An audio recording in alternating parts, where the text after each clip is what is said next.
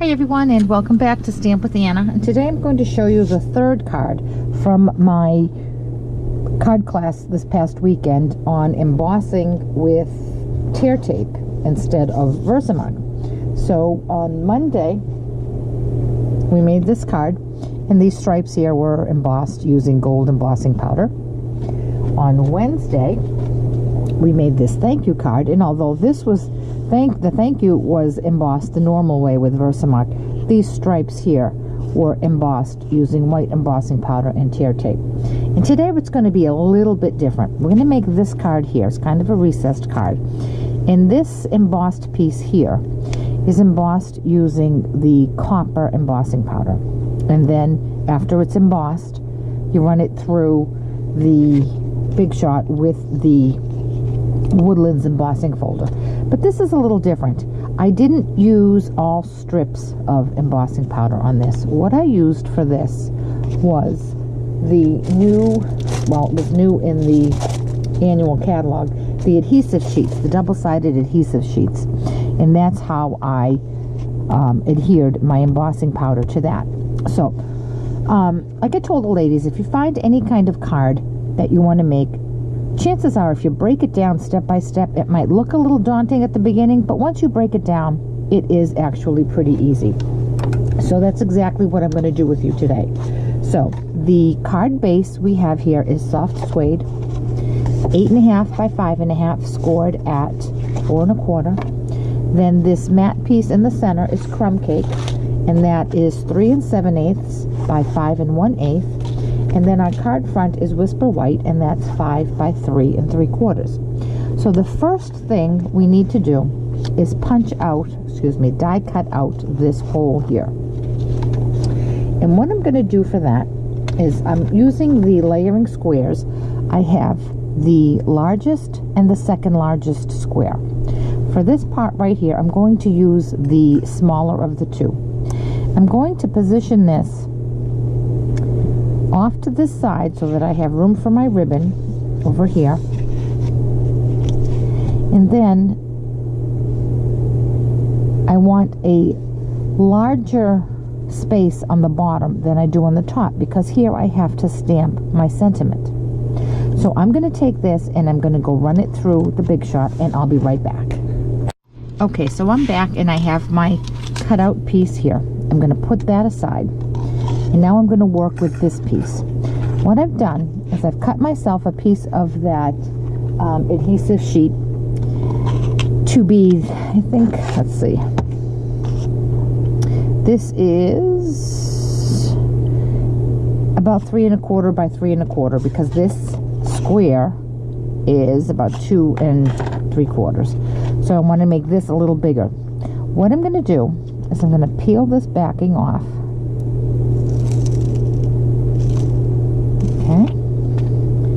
And this strip here, well, the strip there is not going to come off.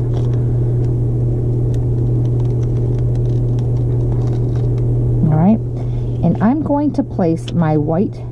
Now this is very tricky because this is very sticky and it will stick to your fingers. It's not like the tear tape, so you do have to be careful with it. I'm going to take my white and I'm going to place that on this here. Doesn't have to line up perfectly. You just want to make sure you have every part of the white on there. And I'm going to burnish this with my fingers really, really, really well. If you had a brayer, I guess you could use a brayer, but I think finger works just fine. Now, when I peel this back, all of this adhesive is going to transfer to my white cardstock.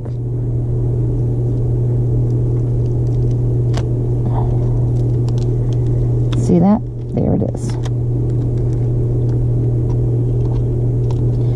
Now, I'm going to bring in a piece of scrap paper, slip that underneath this, and I'm going to sprinkle this with copper embossing powder, which is just one of the most beautiful embossing powders I've seen. I'm going to give it a nice good layer, and then I'm going to pick it up. I'm going to give it a good shake. Now, if you feel like you have to hold this, but you're scared of smudging your edges there, you can certainly emboss half of this at a time.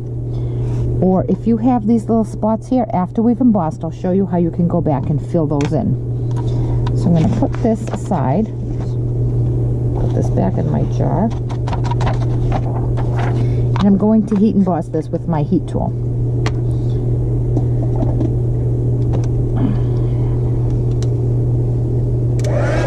Now I'm not going to have you watch me heat emboss the whole thing. I'm just going to get it started, and then once you see how beautiful it comes out, I'll go off camera and finish it up.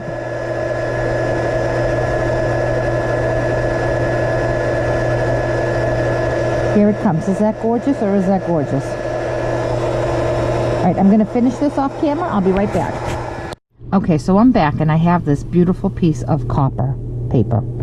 Now, if this white here bothers you, I'm going to show you how to fix that. Grab yourself some tear tape and just apply that right there. Burnish it down really, really well. And just like we did earlier this week with the other projects, we're going to lift this up.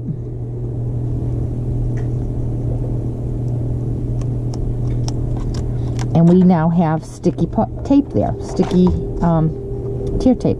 So what we're going to do is we're going to re-emboss that. So I'm going to sprinkle some more copper on that. Shake it off. And then I'm going to bring in my tool, my heat tool, and I'm going to emboss just that tiny little piece, and it'll cover up any of those little white holes peeking through. So this should go quickly because my gun is already nice and heated up. And it'll blend in. Because of the embossing folder I'm going to use, you're not going to be able to see that line there.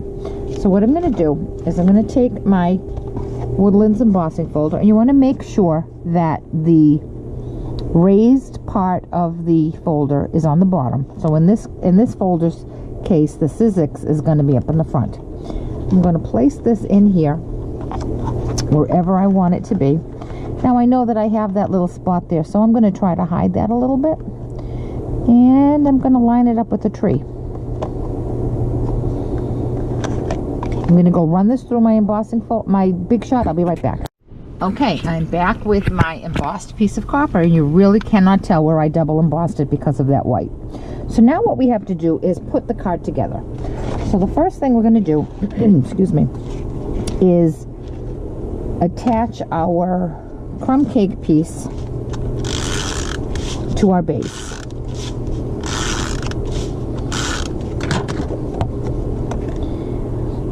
And it's a good size mat, a good size border, okay? And we're going to put that aside. Now we're going to bring in our white piece, and we need to stamp our sentiment there. So using soft suede and using the sentiment from Teeny Tiny Wishes, at class the other day we used Happy Birthday, but a lot of the ladies wanted Thinking of You, so I'm going to make this one Thinking of You, since I've already got one that says Happy Birthday.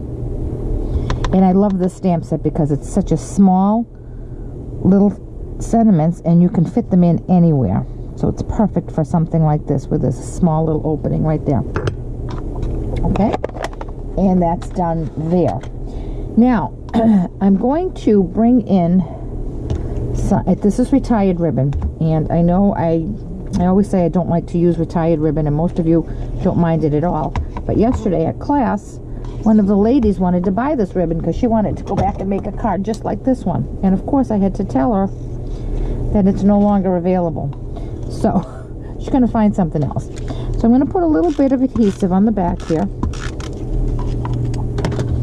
And I'm going to put this piece of ribbon here.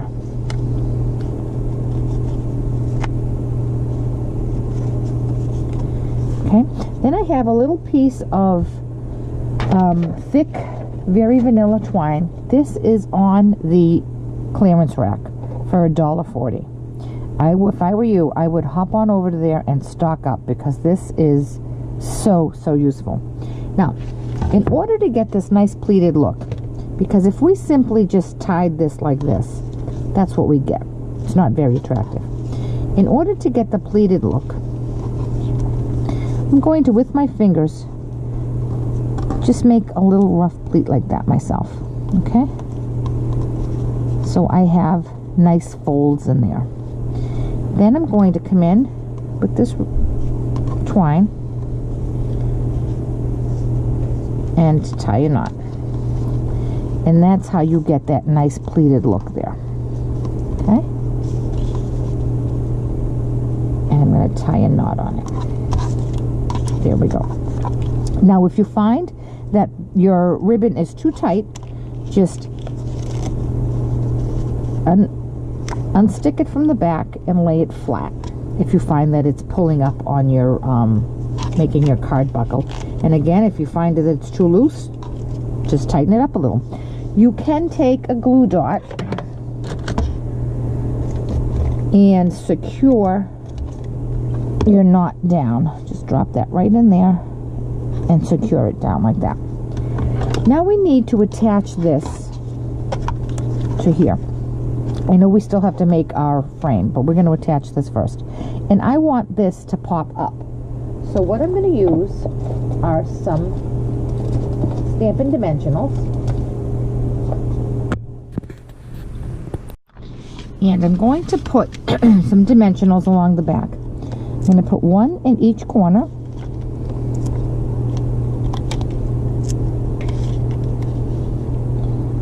And when you get to this corner, you have to play with it to make sure it doesn't stick out.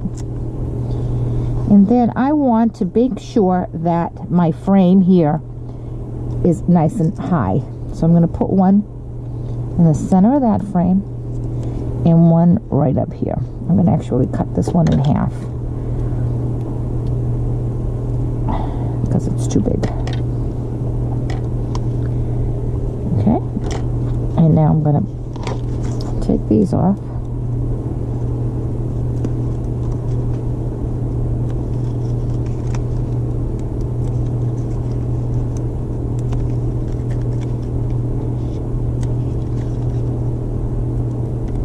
Now this is a very, very small border. So I'm going to line that up and then press. Now before we finish off the card, I have another piece of crumb cake scrap, and this is cut at 3 1/4 by 3 1/4, and I'm going to make this black frame. And what I'm going to do, these don't nest. I used the largest and the second largest, and they nest but not beautifully. So what I'm going to do is first I'm going to center the small one on my paper and run it through, and then I'm going to center my large one over that cut and run that through, and that's going to give me my frame. I'll be right back. Okay, so here's what I did. I'll piece this back together for you so I can show you. There we go. I took my smaller frame, my smaller square, and I ran this through. Okay, so when I was done, I was left with this. Then I took my larger frame, centered that around the inner square, ran it through, and when I was done, this little piece came out. Now it's important when you're putting your frame on your window, on your card, that you don't use the larger one, because then you'll end up, I mean, you might like it. That actually does look kind of nice. But I designed it to use this thinner one. And the way I'm going to attach that is going to bring in my silicone pad here. And with my fine tip glue, I'm going to just add a couple dots of glue along the border of this.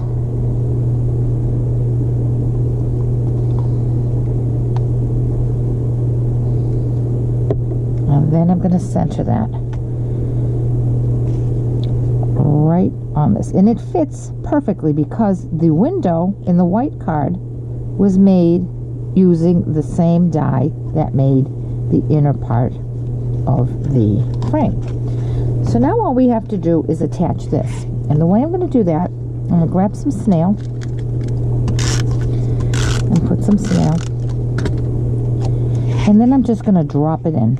And again, it is the exact same size as the hole, so it'll fit in there perfectly.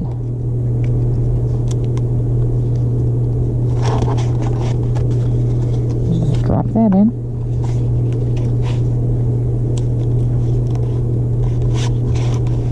And there we have it. We have a nice raised little window there.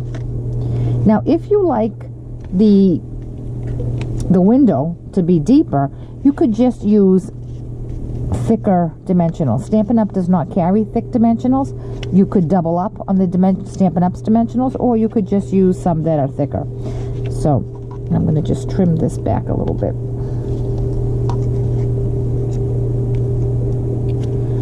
All right, and there we have it. There's our third card, Embossing Without Versamark. And I think it's a great way to bring back some embossing on your cards and your projects, because it is a great process. I just, especially with the metallics, I love to watch it. I never get tired of watching the powder turn into the shimmery, beautiful design. So I hope you like these projects this week, and if you have any questions about the projects or any of the products that I've used, please contact me through my blog, www.stampwithanna.blogspot.com. Thanks so much, and I'll catch you back here next week. Bye-bye.